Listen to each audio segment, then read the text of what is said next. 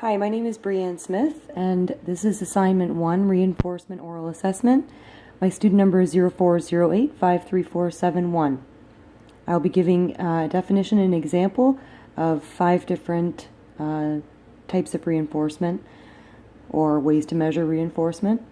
The first is positive reinforcement, and the definition of this is to add something to increase the behavior. So for this example, I'm going to be using trying to wash my son's hair. That's the behavior. I want him to get his hair washed.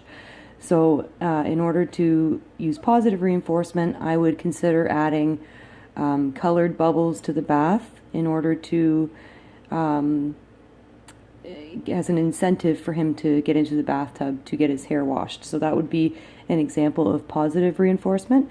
And an example of negative reinforcement would be that I would decrease the amount of times that I pour the water over his head, because that is that's more likely to increase the behavior.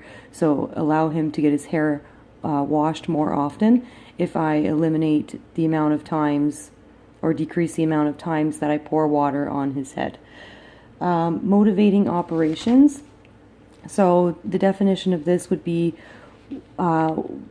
what makes the item more valuable in that moment. What the motivating operations affect the strength and the value. So definitions of this would be an establishing operation.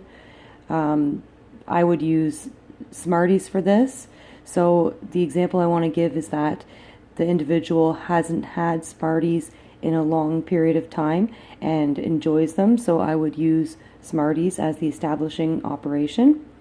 And an abolishing operation would be another example I would give. I would use Smarties again, saying that I give Smarties 30 times in a row for performing the same behavior 30 times.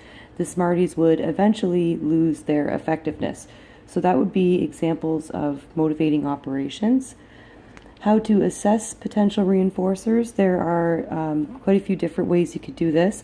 One way would be to assess the parents or family members and take a survey or a checklist or write a list of the positive reinforcements that the family might use at home, things that the child might like or the individual might like to do at home on a daily basis. Another way of doing an assessment on this is a direct observation. So that's you observing the individual in, for example, a preschool setting and making a list of items that he or she prefers or he or she tends to go to more often than others. So that would be another way. A third way would be to use single objects. So present a single object one at a time and keep a chart or a graph as to which items they prefer or choose or interact with. The fourth way would be to use 2 items. So you would put 2 items out and they would choose one or the other, or neither, and then you can change the items until you have a good list of them choosing the same item or similar items more than one time. And then there is a multiple choice option too, where you can put 3 or more items out and let them choose the item, kind of like a process of elimination, to see what they would go to more often or what interests them more than the others. And the schedules of reinforcement, there are a few. The first one is a fixed ratio schedule. So this is a reinforcement delivered after a specified number of responses. So I'm going to use a sticker sheet, for example. I usually put about 15 to 20 spaces on a sheet that can get a sticker, and after those 15 or 20 spaces are filled, then that's when the reward is presented or the reinforcement is presented. So that's an example of a fixed rate. A variable rate can be based on an average instead. So if the sticker sheet's not a good example to use for this one. So if you have, you want the behavior to be done 5 times in a matter of 20 times that you try it, that would be a variable rate. So if they responded on the 6th time, the 12th time, the 15th time, and the 18th time, they're still responding 4 times out of 20, which is still giving you a variable rate of 5.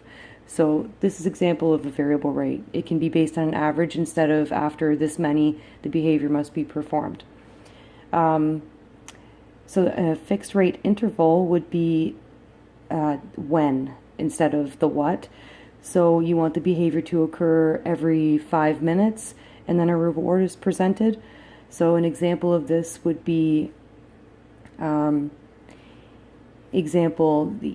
eat their chicken within 5 minutes, they receive a reward, rather than they eat a piece of chicken and get a reward, eat a piece of chicken and get a reward.